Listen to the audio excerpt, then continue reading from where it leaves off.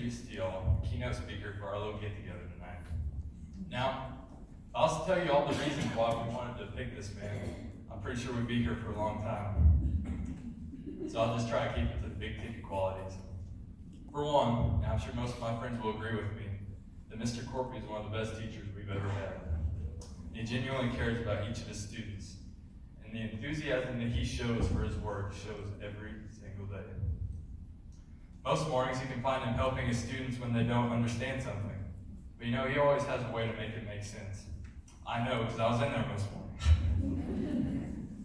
But perhaps most important, he is genuinely a good man and a good friend. So, without further ado, I present Mr. Kevin Corpy.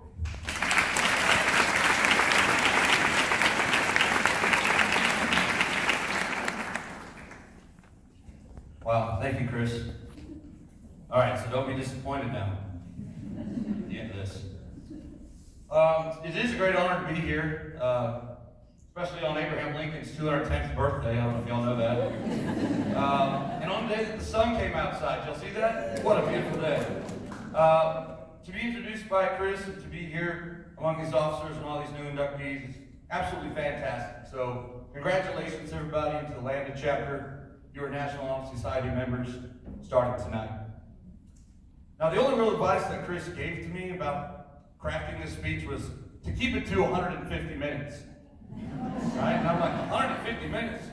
It's a long time, Chris. It's a lot of material to put together. So I came up with the conversion, and y'all can check my math down there. That comes up to 0.000028 centuries. I don't know what Chris was thinking. That's a long time. So instead, I'm going to give a much shorter speech tonight. I'll just have to do it 10 times back to back to back to meet the time requirement. So I hope you're okay with that. All right, so Amazon. I ordered something from Amazon the other day. The website, not the river. And you know, being a proud Amazon Prime member, that's right, I expected it to come in 2 days. 2 frustratingly long days. And when it didn't arrive on time, my amygdala got fired, my blood pressure rose, and my disappointment soon turned to anger.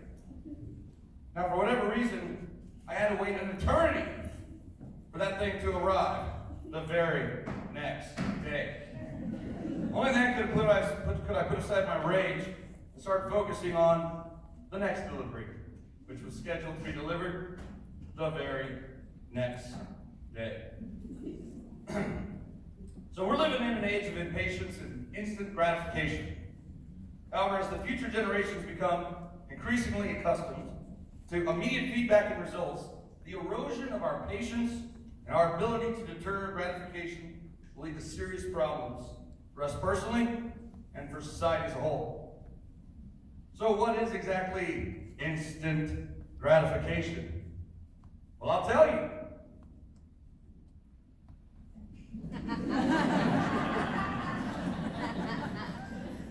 Instant gratification, of course, is about wanting everything now.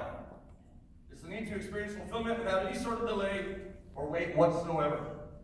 It's like the greedy little Veruca Salt. You've all seen it in Willy Wonka, where she's like, I want it and I want it now, Daddy.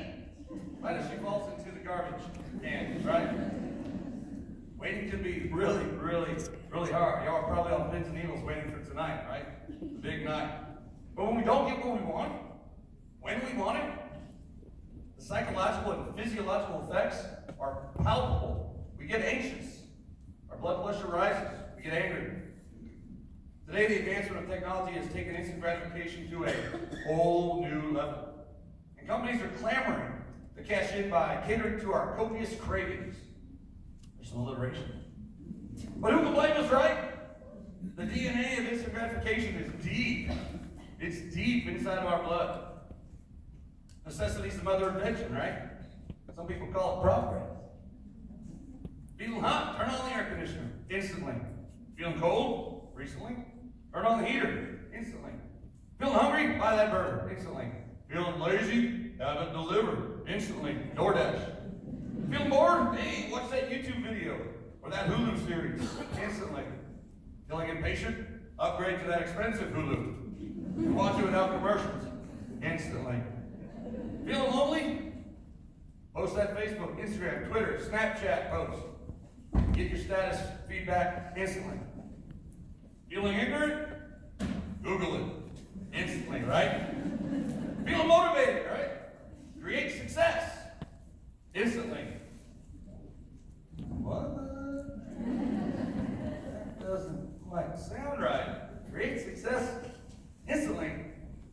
Unless you're a YouTuber that opens toys for a living,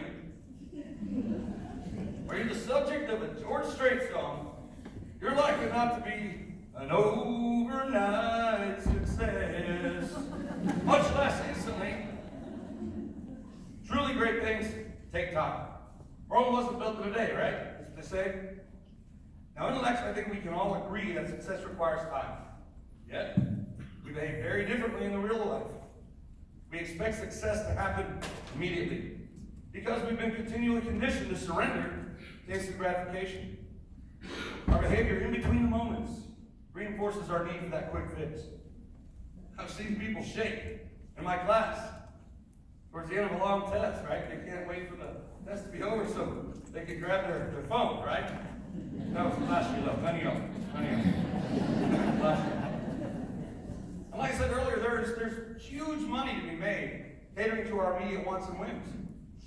Today we get pretty much anything delivered to our home by just making a few clicks from our couch, right? Food, flowers, furniture, folded laundry, even Fiats and Ferraris. Wow, that Carvana, pretty amazing, right? They'll even buy your car now and come pick it up. What car? That one you won't need anymore. Now I admit, right, I'm not perfect. I fall victim to this mindset too. We all do. I tweet way too often. I buy things I don't need on eBay. Yes. For like 5,000 pearl stamps. No place to put Yes, them. amen. And I tweet too much. I don't know if I mentioned that. I upgrade fast passes at Disney World just to bypass standing in these long lines. And I spend way too much time on Twitter. And man, it is expensive to support our internet, cable, satellite, phone, streaming music, streaming movies, caffeine, you name it, habits. It's expensive. But what's the real cost? Such demand for instant gratification has repercussions beyond internet usage and purchasing habits. A society that experiences fewer and fewer waits in its daily habits will slowly possess less and less patience. This patience, along with our attention spans, are rapidly atrophying. It's becoming increasingly difficult to sustain focused attention and effort on anything, right? Right? Right? Right? Over there? Right? Y'all shaking yet? Oh, wait, hang on a second.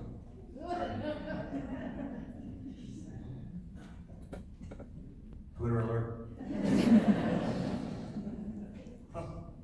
That tweet I wrote about using your phone at inappropriate places and times just got another like. Just got another like. Oh, that feels good.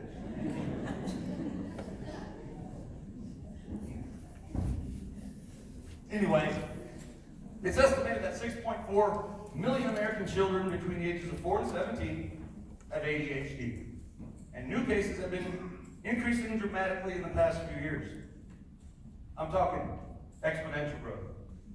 Like real, true exponential growth, right? Like y equals k times y. Like the more you get, the more you have, the more you get, right? Not just growing like gangbusters, like truly exponentially. The Centers for Disease Control and Prevention say that 11% of American children ages 4 to 17 now have the disorder. And that's an increase of 42% in just 8 years. And it's not going to get any better soon. But still, the true cost goes even beyond the expensive drug and consulting treatment. In certain cases, the lack of patience and focus might be fine. But for worthwhile things like, oh, I don't know, raising children, teaching others, improving ourselves, whether it's developing a musical, a mathematical, or an athletic ability, or even climbing the professional ladder, there's no way around sometimes slow, excruciating periods of growth. For example, consider a recent college graduate working in their first career. In other words, you guys, in about 4 to 6 10 to 12 years, right? This person's tendency to expect fast, immediate, positive feedback and results will lead to disappointment when they're passed over for raises and promotions. And this lack of validation, which they are so accustomed to getting 24/7 on social media, may lead the same person to struggle to stay motivated. Why don't they treat me better? You know, I'm worth it. When they don't receive that expected fulfillment, they may feel frustrated, and in extreme cases, they may be quit to go seek a new job or come back home to live with mom and dad.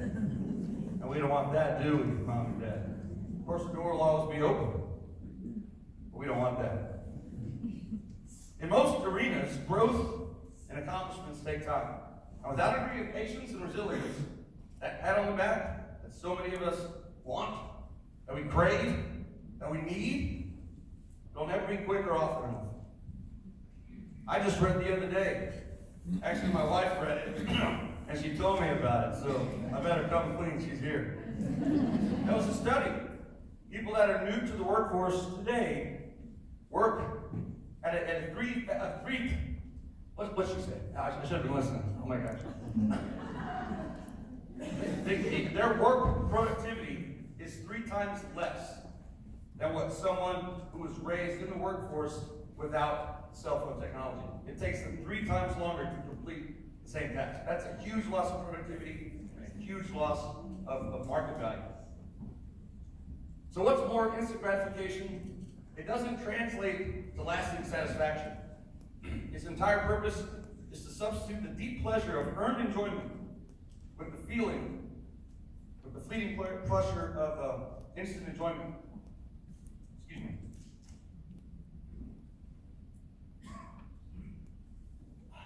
Instant gratification. People enjoy the rush of their phones beeping with a new text message, right? The Snap alert, the Twitter notification. But as you just saw, I hope you saw it, that feeling of pleasure, that dopamine rush, it disappears just as quickly as it comes. And your inability to defer that gratification of checking it can catch you in poor light situations like this one, where it's not appropriate to do so. Now, there isn't anything wrong with wanting to feel, pleasure or wanting objects, experiences, or people in a certain time frame. That's normal. But what is important is to be able to exhibit restraint when you need to. All right, then. So how can we, here tonight, how can we combat this insatiable desire for instant gratification and our downward spiral into abject hedonism? How can we regain our stoic determination, our tenacity of purpose, our grit, our bravery, our resilience, and our hardiness, our Sisu, as my Finnish grandfather would have called it? That's S-I-S-U. My advisory class knows what I'm talking about. That's Sisu. And how can we make that our evolving and enduring character? Well, the first thing we do, perhaps, is to observe the way we look at instant gratification. Think about why these things exist in the first place. Facebook, Instagram, Snapchat, email, food, videos, movies, sofas, beds, comics, cigarettes, jewelry, drugs, party, alcohol, energy drinks. I smoke a latte frappuccinos, and look that one up. Selfies, selfie filters, selfie sticks, group selfies, taking selfies of other people, and even math homework. They exist to make you feel better.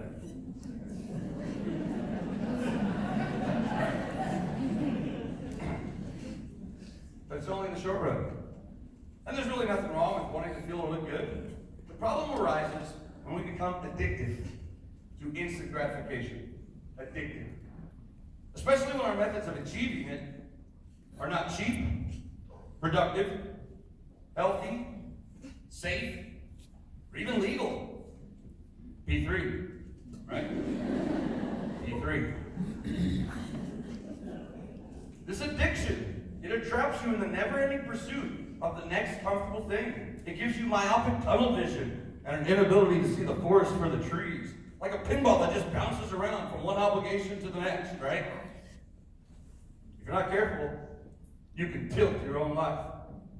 You can ask your parents what that means. Maybe that'll be the new cool word you'll start using. Tilted is life. What it means is that your long-term plans may become prisoner to your short-term desires. As Abraham Lincoln said, it's his birthday, you cannot escape the responsibility of tomorrow by evading it today. A grimmer, perhaps more telling quote, one that I just read this morning in the Herald Zeitung, from another birthday boy, believe it or not, General Omar Bradley from the Korean War, sorry. He said, get this, he said, if we continue to develop and use our technology without wisdom or prudence, our servant may prove to be our executioner. That's in today's paper. So many people in your life, friends and family, and not just the ones limited to these wonderful folks in attendance supporting you tonight, sincerely and they earnestly want each and every one of you to succeed now and in the future. And we truly desire for you to live a long, prosperous, purposeful, happy life. But it is your life, and you've got to live it. As old Abe said, a man has to do his own growing, regardless of how tall his grandfather was. And Abe did that. Each of you sitting here tonight has worked hard to get here. But the most important and rewarding work is still ahead of you. You have goals, you have dreams, and you have aspirations. You know what? You can and will accomplish them. I say to do that, it is necessary to break the trend and free yourself from the dependence on instant gratification and the validation that you're seeking every day. As Honest Dave said, here we go again, don't worry when you're not recognized, but strive to be worthy of recognition. With the abundance of recreation, distractions, and instant gratifications at our fingertips, it's difficult to recognize that we really don't need all these things to feel happy. It's important to remember how beneficial patient pertinacity and Sisu can be. Because here's the thing. Here's the thing. Ready? Lean in. Here's the thing. The best things in life are more than just a click away. The great emancipator, he said, the best way to predict the future is to create it. So I'll leave you with 3 things to help you create that fantastic future. All right? You might want to take notice on this one. Okay. Number 1, improve yourself in every possible way. Take baby steps if you need to. Turn off your devices every now and then. Read. Get active. Develop a routine. Improve your diet. Get and maintain a healthy sleep pattern. And don't change it on the weekend either. Do something for others regularly. And my great uncle once said, it's great, sweat at least once a day. Sweat at least once a day. Number 2, get in love with something, not just someone. Valentine's Day is Thursday. Find topics or hobbies that are challenging and learn about every little aspect that you can. Be the best at those topics, whether it's cooking, carpentry, or calculus. Kind of interested in that one. Might look into it. And number 3, focus on being independent. As the famous rail splitter said, whatever you are, be a good one. Well, I say, be a great one. Sorry, Abe. Remember, you don't want to end up back in your parents' house. And finally, number 4. So, four things. I've never been really good with numbers. 4 things. All right. Here's the last thing. Am I in on time? Okay. It's not Wednesday yet, is it? All right. 4 things, right? The last thing is to practice delayed gratification. To have Sisu and to enjoy the grind. So I want you to say bye to instant gratification. So if you would, do this with me. Parents, feel free to join in. Go ahead and raise your left hand. Your left hand. This is my right, so your left hand. Let's look over there. Like that's where instant gratification is. And let's say, bye, instant gratification. Okay, ready? By instant gratification. All right, okay. Now, raise your right hand. My left, your right. And we're just going to pretend over here is Sisu. S-I-S-U. Look it up. Google it. It's good. Right? Instantly you'll know. We're going to say, hello, Sisu. Ready? Hello, Sisu. Right, now let's do both together, right? By instant gratification. Hello, Sisu. Ready? By instant gratification. Hello, Sisu. All right. Good. You see, together, we persistently improve. So thank you. Congratulations again. Have a super great evening and a yeet tomorrow. Go Blue!